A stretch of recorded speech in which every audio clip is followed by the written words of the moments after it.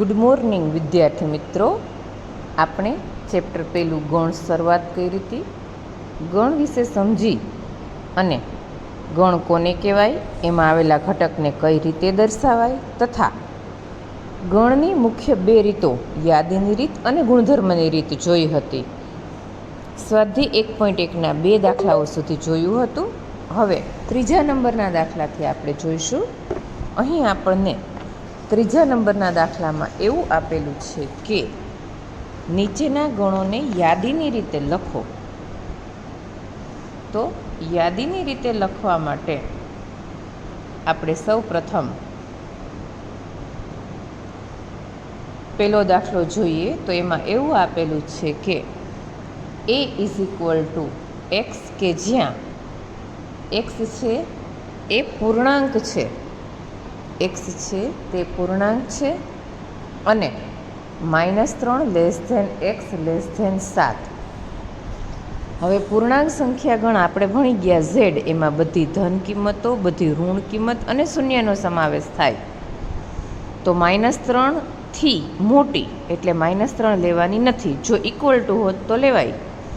તો -3 થી મોટી -2, -1, 0, 1, 2, 3, 4, 5 અને 6. 7 કરતાં નાની, ટૂંકમાં કહીએ તો -3 અને 7ની વચ્ચેની બધી પૂર્ણાંક સંખ્યાઓનો ગણ આપણે યાદીની રીતે લખ્યો. હવે આપણને બીજા દાખલામાં એવું કીધું છે કે x, કે જ્યાં x એ 6 કરતાં નાની પ્રાકૃતિક સંખ્યા છે. પ્રાકૃતિક સંખ્યા છે. પ્રાકૃતિક એટલે આપણે જાણીએ છીએ એનમાં આવેલી, અને 6 કરતાં નાની એટલે 1, 2, 3, 4 અને 5.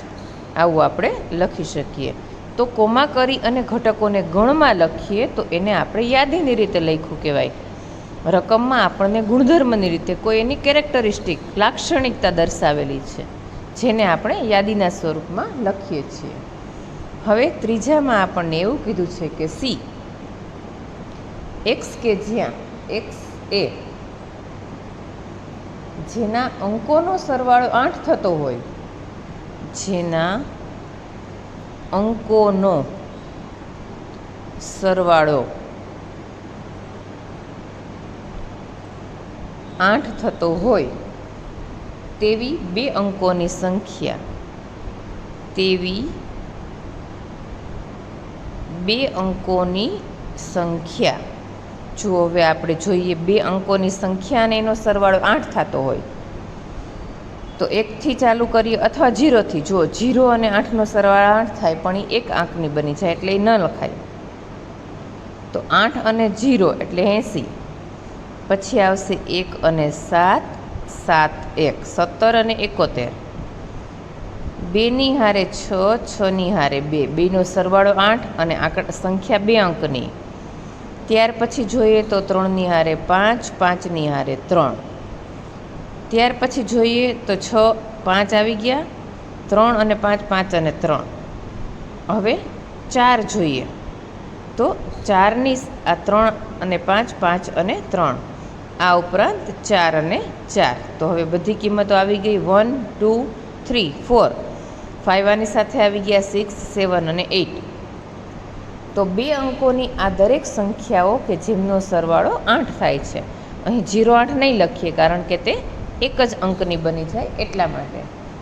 ચોથું, d = x એવો x છે કે x એ 60નો ધન અવયવ હોય તેવી અવિભાજ્ય સંખ્યા. 60નો ધન અવયવ હોય તેવી અવિભાજ્ય સંખ્યા. તો સૌપ્રથમ આપણે 60ના અવયવો લખીએ. ટ્રી મેથડથી લખી શકાય અથવા તો આપણે જે કરીએ છીએ એવી રીતે રફ કામમાં. ધારો કે આવી રીતે લખ્યું. અહીં આપણે જોઈએ તો 2થી ભાગ લાવીએ તો 30, 2થી ચાલે તો 15, 3થી હાલે તો 5 અને 5થી હાલે તો 1. તો અહીં જોઈએ તો આ 4 અવિભાજ્ય સંખ્યા છે, પણ 2 આપણે એક જ વાર લખશું. તો 2, 3 અને 5 આ જે છે એ અવિભાજ્ય સંખ્યા કહેવાશે. 60નો ધન અવયવ હોય તેવી અવિભાજ્ય સંખ્યા. 5 નંબરમાં જોઈએ તો આપણને એવું આપેલું છે કે ત્રિગોનોમેટ્રી શબ્દના મૂળાક્ષરો આપણે લખીએ. અહીં આપણને જે આપ્યું છે તે TRIGONOMETRY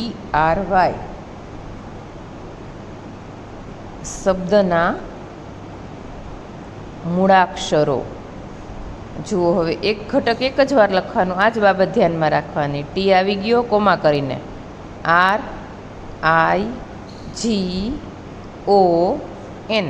ઓ પાછો આવી ગયો નહીં લખવાનો, M, E, ટી આવી ગયો, R આવી ગયો અને Y. તો એક અક્ષર એક જ વખત લખીને કોમાથી અલગ પાડી દઈએ તો એનો અર્થ એવો કે આપણે એને યાદીની રીતે લખી લીધું એમ કહેવાય. હવે છઠ્ઠું અને છેલ્લું F, બેટર શબ્દના મૂળાક્ષરોનો ગણ. BETTER શબ્દના મૂળાક્ષરોનો ગણ. આગળની જેમ જ એક અક્ષર માત્ર એક જ વખત લખશું ગણમાં. આ B, E, T 2 વાર છે તો એક વાર, E 2 વાર છે તો એક વાર અને R. તો અહીં માત્ર 4 જ અક્ષરો જોવા મળશે. તો એને આપણે યાદીની રીતે લખ્યું કહેવાય. હવે આપણે જોઈએ દાખલા નંબર 4. અહીં આપણને ગુણધર્મની રીતે લખવાના છે ગણ.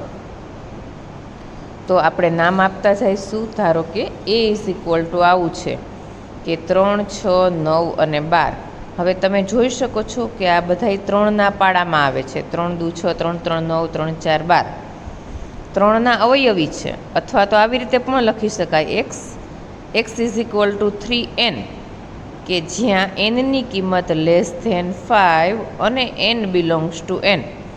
ધન પૂર્ણાંક સંખ્યા અને 4 સુધી લેવાની. જો અહીંયા 1 લઈએ તો 3, 2 લઈએ તો 6, 3 લઈએ તો 9 અને 4 લઈએ તો 12.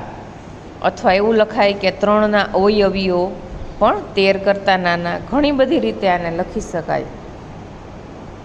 આગળ જોઈએ બીજું.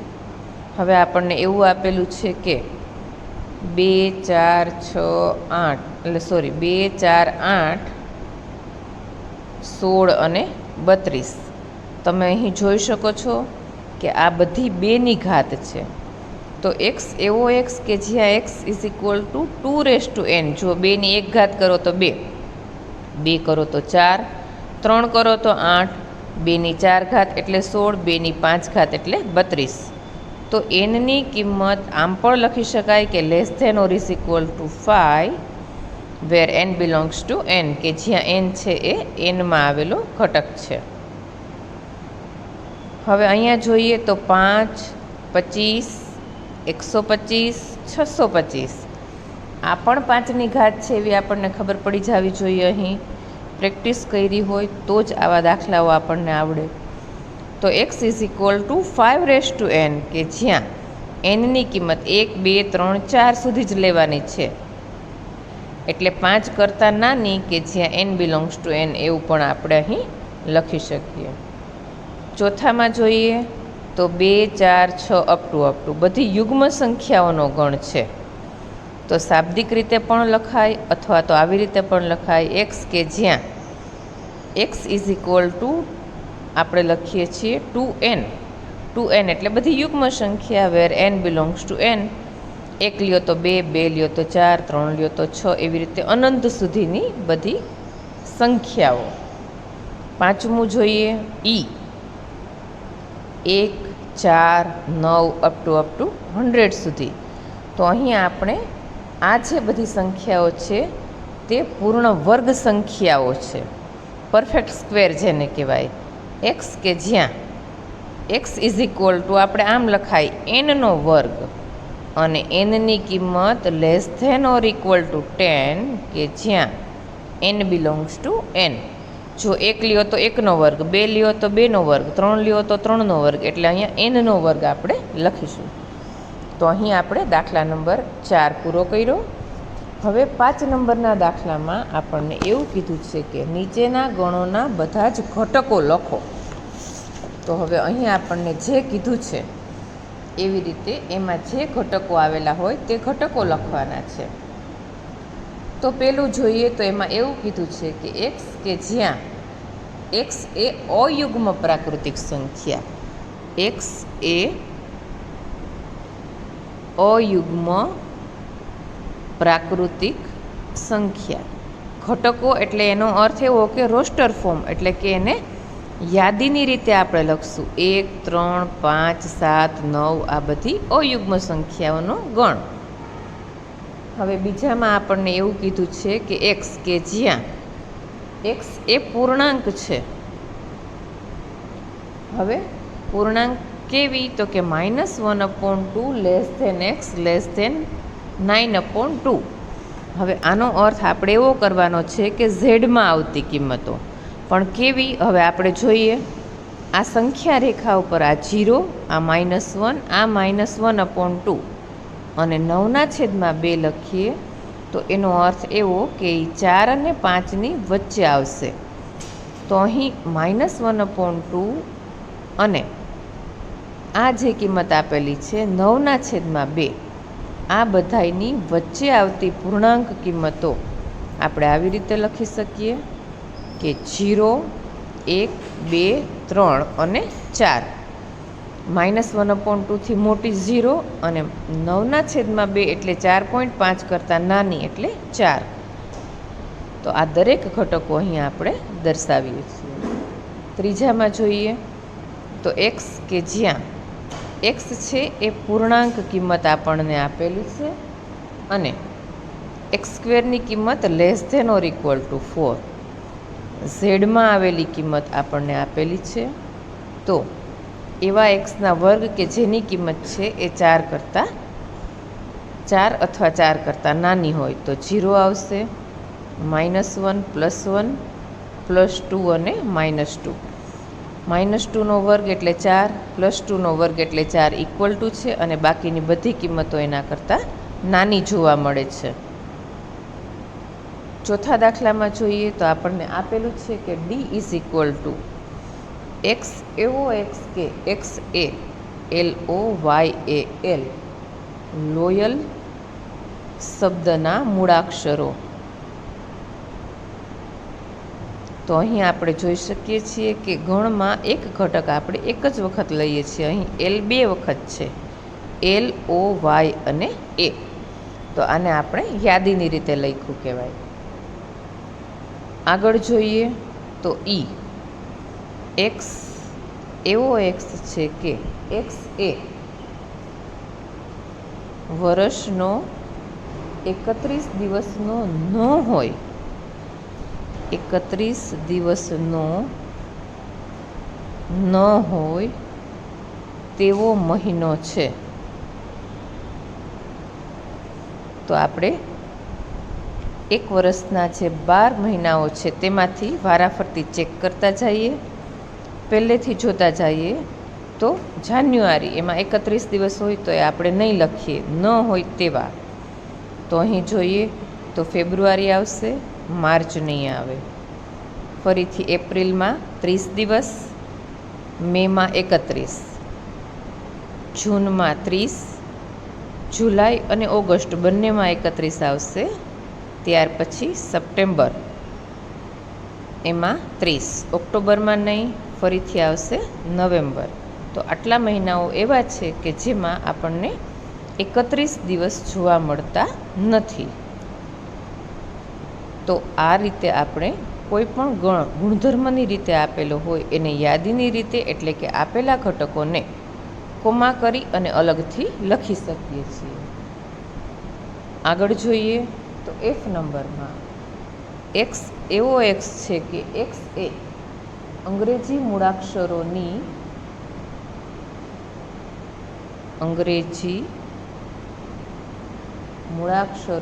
ક્રમાનુસાર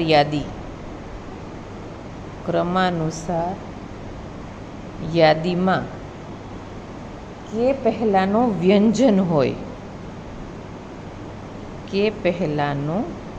વ્યંજન હોય. તો સૌ પ્રથમ આપણે સ્વર અને વ્યંજનની વાત કરી લઈએ. તમે ઇંગ્લિશમાં ભણી જ ગયા છો કે સ્વર એટલે એ, ઈ, આઈ, ઓ અને યુ. આ સિવાયના દરેક અંગ્રેજી મૂળાક્ષરોના અક્ષરો વ્યંજન કહેવાય. તો કે પહેલાં આપણે દરેક અક્ષરો જોતા જઈએ કે જેમાં વ્યંજન હોય એવું જ લેવાનું છે. એટલે કે એ, ઈ, આઈ, ઓ અને યુ આવે તો તે આપણે લેવાના નથી. તો શરૂઆત કરીએ એથી. એ નથી લેવાનો. બી, સી, ડી ઈ નથી લેવાનો. એ, બી, સી, ડી, ઈ, એફ, પછી જી, એચ, આઈ નહીં, એચ, આઈ, પછી જે સુધી જ આવશે કે પહેલાંના. એટલે તો આટલા અક્ષરો છે એ આપણા કે પહેલાંના અને વ્યંજન હોય એવા અક્ષરોનો ગણ કહેવાશે. આગળ જોઈએ દાખલા નંબર 6. અહીં આપણને ડાબી બાજુ અને જમણી બાજુ બે અલગ અલગ રીતે દર્શાવેલા છે અને આપણે બંને ગણોને સાંકળવાના છે. એટલે કે બીજી રીતે કહીએ તો જોડકા જોડવાના છે. એક બાજુ 1 2 3 4, 1 2 3 6, 2 અને 3 મેથેમેટિક્સ અને 1 3 5 7 9. હવે અહીંયાથી આપણે ચેક કરતા જઈએ. જુઓ આ 4 4માં અહીં એકદમ સ્પષ્ટ છે કે મેથેમેટિક્સ શબ્દના મૂળાક્ષરોનો ગણ. તો ત્રીજા સાથે ડી આવશે. હવે આપણે પહેલેથી જોઈએ તો એક્સ એ અવિભાજ્ય સંખ્યા છે અને 6નો અવયવ છે. હવે 6ના અવયવની વાત કરીએ તો 1 2 3 અને 6 કહેવાશે. અને આમાંથી અવિભાજ્ય હોય એવી માત્ર 2 જ સંખ્યા એટલે કે 2 અને 3.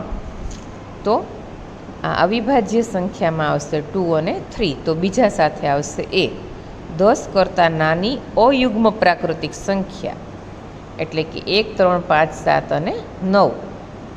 પ્રાકૃતિક સંખ્યા અને 6નો અવયવ. તો 6ના અવયવો 1 2 3 અને 6.